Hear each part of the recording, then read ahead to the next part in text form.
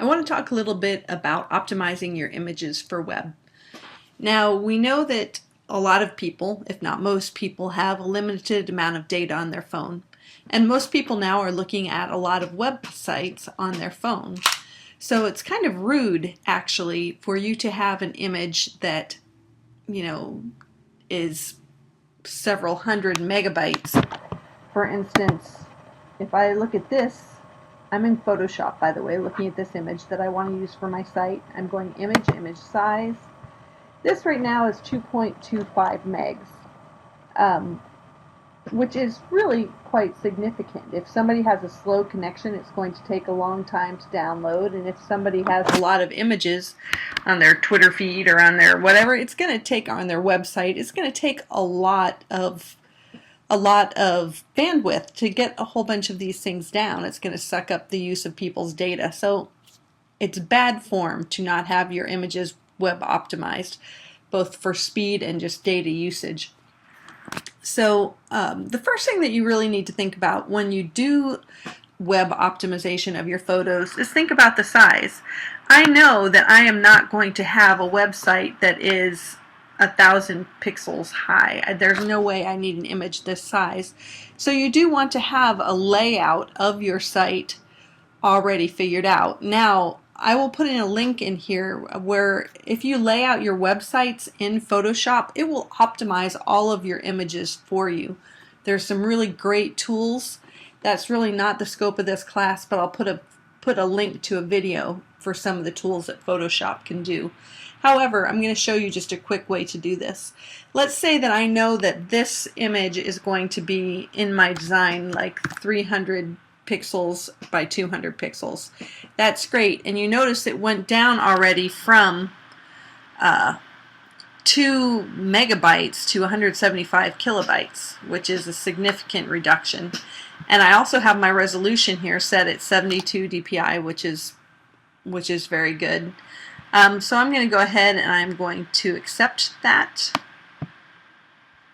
Now you can see up here I'm looking at this at 66% of its size, so if I hit Command or Control Plus, depending on what kind of machine I'm on, I can see right here this is the size that it is going to be in my web when it's actually in the design. So another cool trick that we have here to deal with the size, if you're only dealing with one image and not a full Photoshop layout, a cool tool to use is this Export Save for Web Legacy. And in here I can see right now this is as a ping 24 with a 24-bit palette.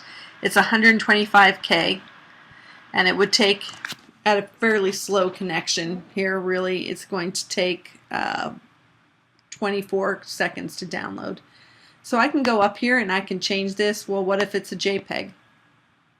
Wow, now it's down to 21. And I can look at this and say, do I have any significant loss in quality? And I'm zooming up here. This is now double 200% of what it's going to look like. Down, I don't see a significant loss. Can I go in here and I can maybe lower the quality? Up here I can take it down a little bit. Let's take it down to maybe 30% quality. You maybe saw a little bit of increase in the grain, the pixel size, and the lessening of the quality there a little bit. But I dropped it down to 12K. So really what we're looking at is looking at increasing the quality versus size versus time. So really what you want to do with all of your graphics is get them down to the lowest quality that you can stand so that they are the smallest size. So actually I really can't tell a whole bunch of difference here with my quality 0 and at 5 kilobytes. So you always want to make them the smallest size you can without decreasing the quality significantly. Now I'm going to go ahead and I'm going to save this. And since I've already created my folder, I'm going to go into my applications, and I have a weird layout here, so rather than try to figure it out,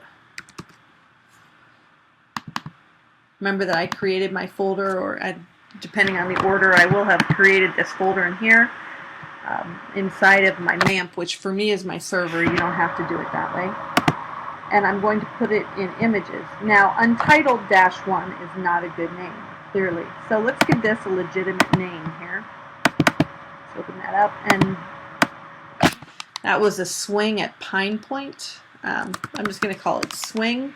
Notice I don't have any funky characters in here. No question marks, no dashes, no asterisk. Only lowercase letters and numbers. And the reason why I prefer to use all lowercase letters is just because a lot of servers are case sensitive.